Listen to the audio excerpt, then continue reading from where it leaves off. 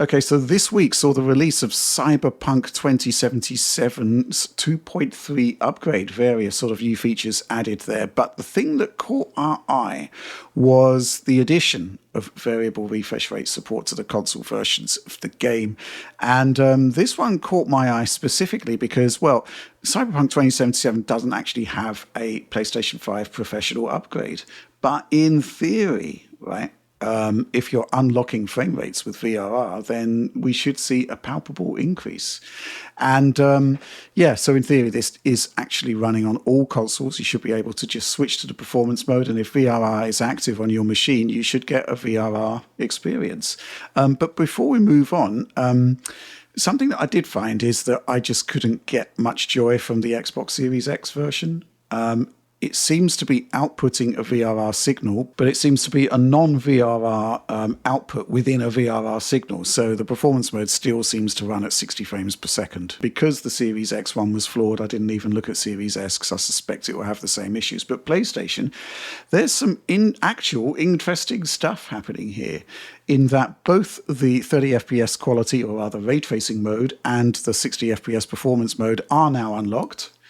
And we got some performance metrics for you here, and we're using CD Projekt Red's internal benchmark systems here, which is pretty good because it's entirely like for like, and it means we can add those performance differentials there.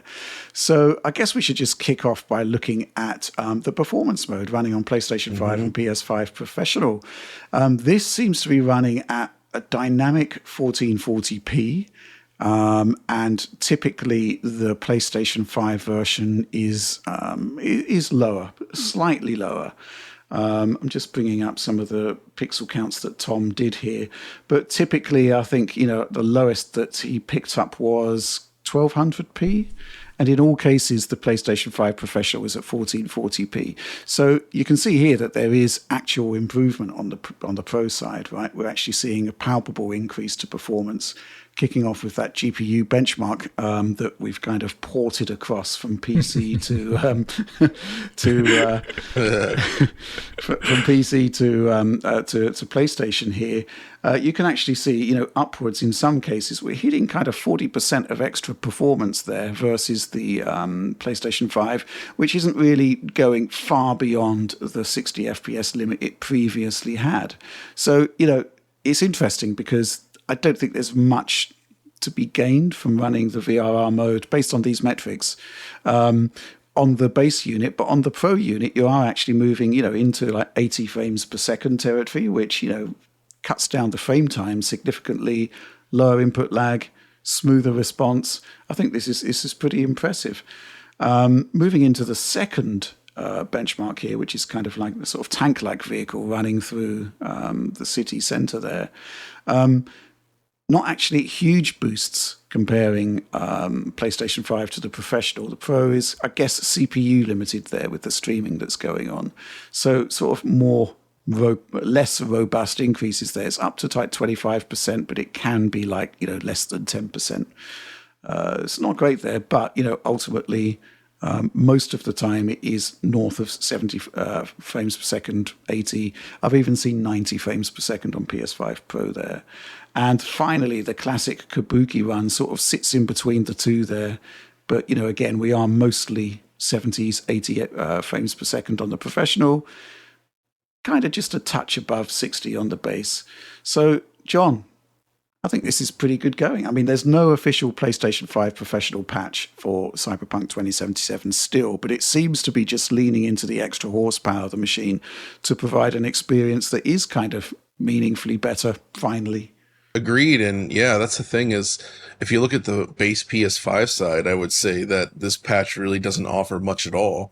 Like, you're still just hovering around 60 FPS and might even be better off just keeping it capped, right? Yep. But PS5 Professional, as you say, it's significantly better overall. And I feel like playing around, averaging around 80 to 90 FPS, it looks like, that you can feel that, right? That is a significant upgrade. And, we're getting into almost PC-like territory on a demanding game, mind you, just in terms of the feel.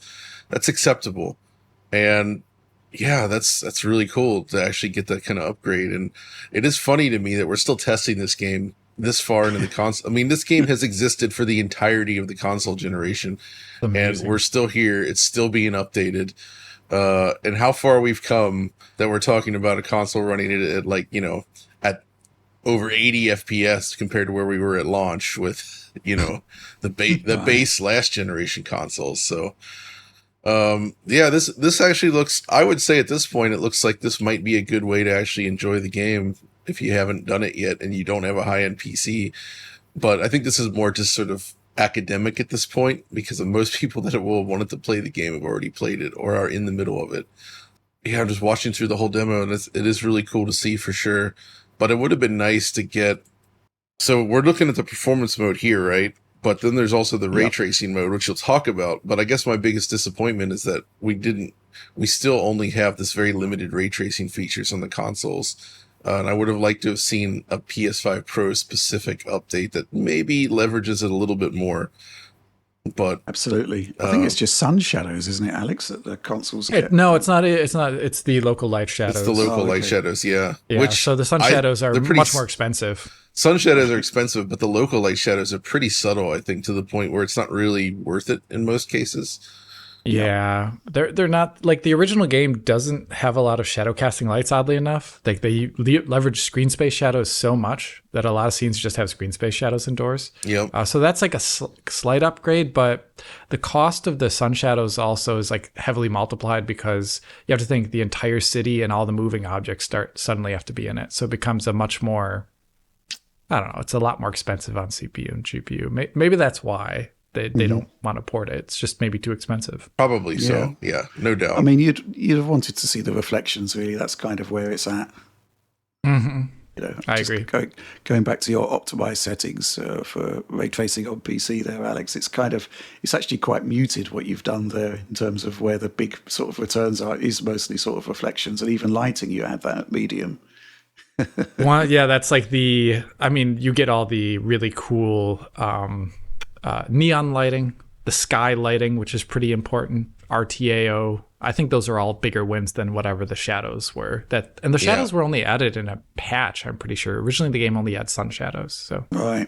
Okay, interesting. Let's talk about the ray tracing mode. That's obviously pegged to 30 FPS prior to patch 2.3. But with VRR, basically, it seems to now operate in a 30 to 40 frames per second window. And again, if you're on the base unit, it's kind of variable. If we start on the GPU benchmark from CD Projekt Red, it does sort of run the gamut on the base PlayStation 5 from early 30s to the 40 FPS cap there, but it is quite variable.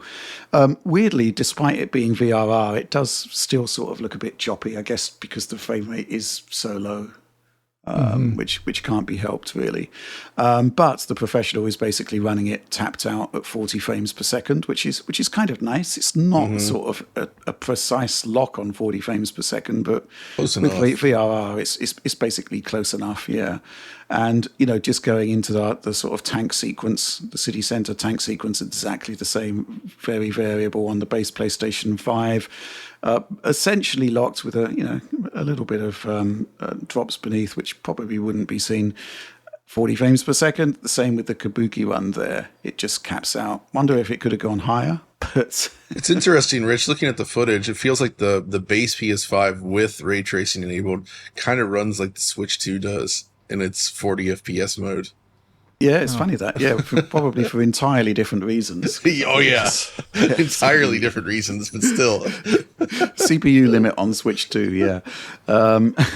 But pixel counts, Tom actually did some counts for me on that one for the ray tracing mode. It was 1440p. It still is 1440p on the Pro, but there does seem to be possibly a dynamic element, because I think he found a 1368p shot in there.